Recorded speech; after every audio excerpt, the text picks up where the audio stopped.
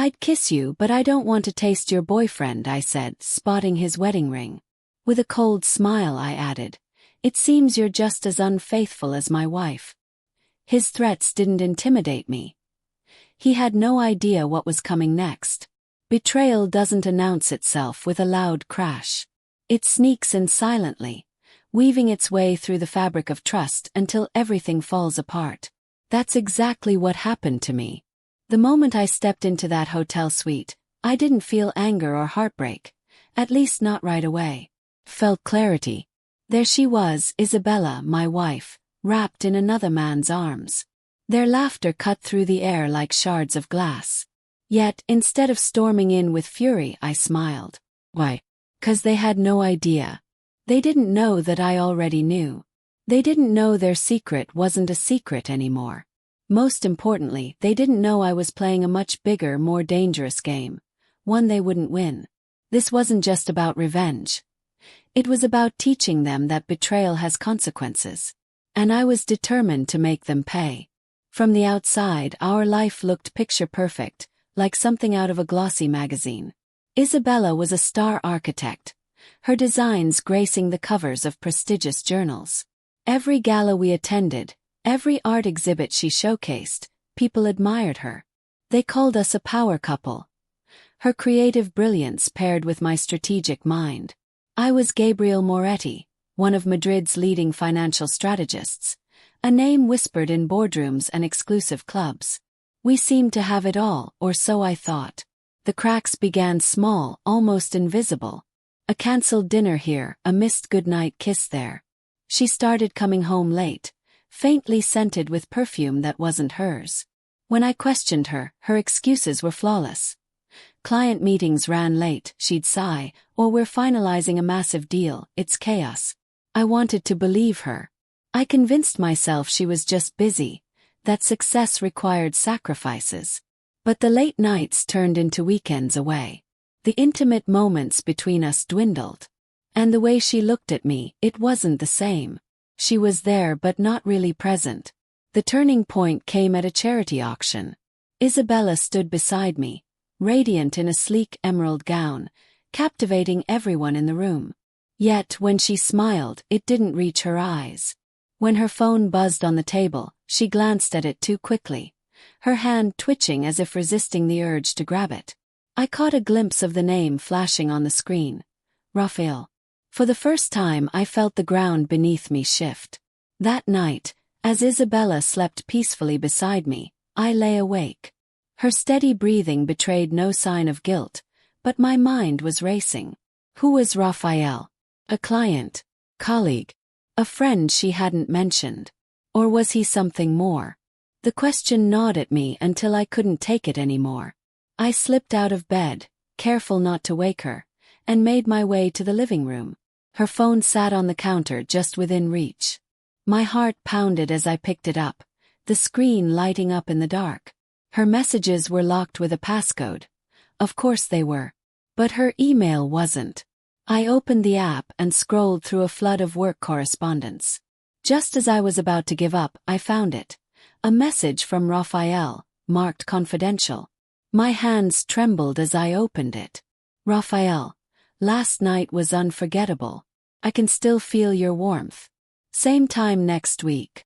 The words blurred as anger and disbelief surged through me. My mind raced. Who was this man? How long had this been happening? How could she lie to my face every single day, pretending we were still the perfect couple? I didn't wake her. I didn't confront her. Not yet. I needed more proof. The next morning, Isabella kissed me goodbye as she left for work. Her smile was sweet, her tone casual. But all I could see were the words in that email. As the door closed behind her, one thing became crystal clear. She thought I was clueless. That would be her first mistake. I spent the day unraveling the lies. I spent the entire day digging deeper, pulling at the threads of Isabella's deceit. Credit card statements revealed dinners at restaurants I had never heard of. Receipts showed gifts that were never meant for me. Then there was the hotel, the Valencia. She had checked in twice in the past month, both times under her name, but with a guest listed as Rafael Morales. The perfect life we had built was nothing more than an illusion. I was no longer just Gabriel Moretti, the devoted husband. Now I was a man on a mission. Betrayal doesn't just shatter trust. It ignites something far more dangerous. The truth didn't come together all at once. It was a slow, deliberate process. A puzzle where every piece of her lies added a sharp, jagged edge to the picture of betrayal. After finding Rafael's email, I couldn't let it go. I became a man obsessed, scrutinizing every detail of Isabella's life. Her phone, her calendar, her receipts. Each one told a story she had carefully hidden from me. It began with the hotel bookings. Each reservation at the Valencia was for a single night, always under her name, with Rafael Morales listed as her guest. The timing matched her late client meetings perfectly. Then came the dinners. Expensive restaurants I had never visited, places she never mentioned. The receipts showed meals for two, intimate settings where candlelight reflected off fine china, whispering secrets shared over wine. It wasn't just the money or the locations that stung. It was her audacity, how she wove these lies seamlessly into the fabric of our life, assuming I would never notice the fraying threads. But I noticed everything. I began tracking her movements without her knowledge. Each evening she claimed to be working late. I followed from a safe distance. I watched as she arrived at the Valencia, always cautious, always glancing over her shoulder. She thought she was careful, but not careful enough. One night I saw him, Rafael. He met her outside the hotel, his arm casually slipping around her waist as though he owned her. The way she looked at him, her soft smile, the warmth in her eyes, it told me everything I needed to know. That look was supposed to be mine. But I wasn't angry, not yet. I was focused. I knew I couldn't act without a plan. To dismantle this betrayal, I needed to be precise, calculated.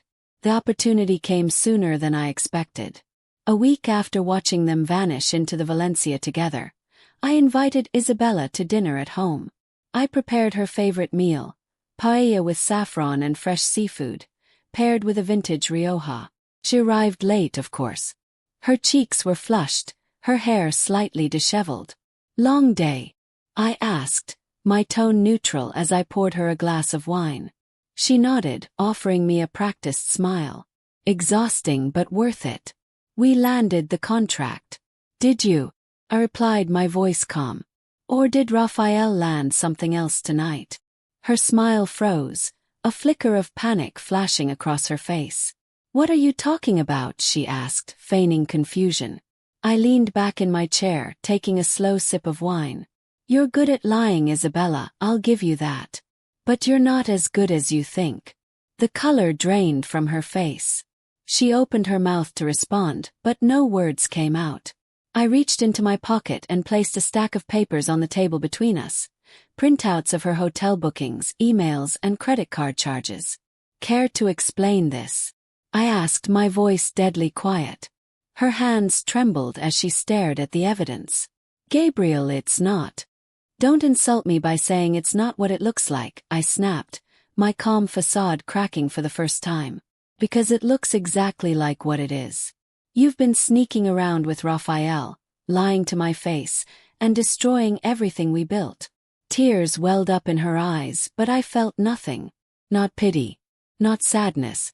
Only the cold satisfaction of watching her lies crumble. "Gabriel." "I made a mistake," she whispered. "I made a mistake," Isabella whispered, her voice trembling. "I didn't mean."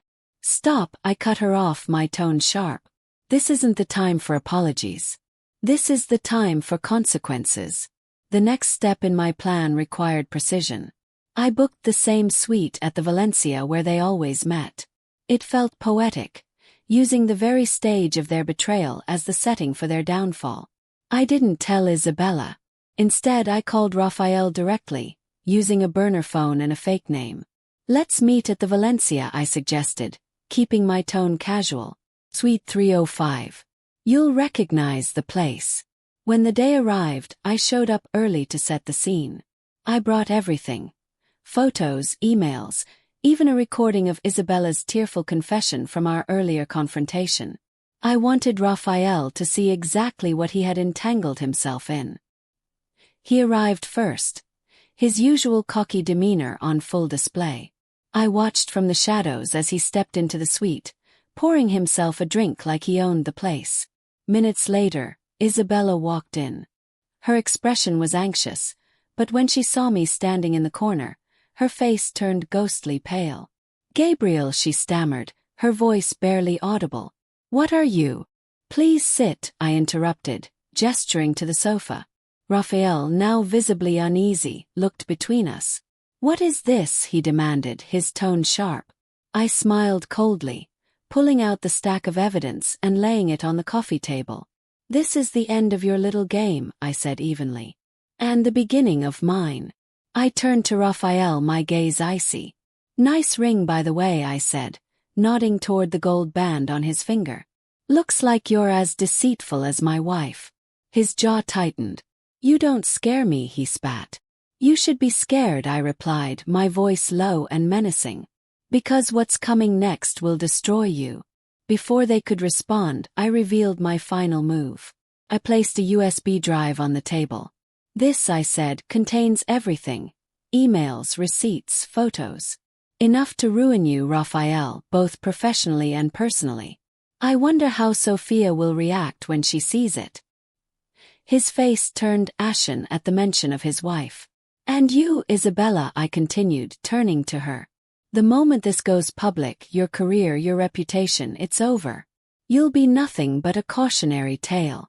The room fell silent, the weight of my words sinking in. For the first time they realized the game was over. But for me it had just begun. The downfall. Revenge, I realized, wasn't about anger. It was about precision. It was about making every move land with devastating accuracy. Isabella and Raphael had thought they were untouchable. They believed I was just the wronged husband, angry but powerless. They couldn't have been more wrong. My first move was subtle. I sent the USB drive to Sophia, Raphael's wife, anonymously. The package contained everything: photos of Raphael and Isabella together, screenshots of their emails, even a hotel invoice for their favorite suite. I imagined her opening it in their pristine living room, her seemingly perfect world crumbling in an instant. But I wasn't done. Raphael's real estate firm thrived on its spotless reputation.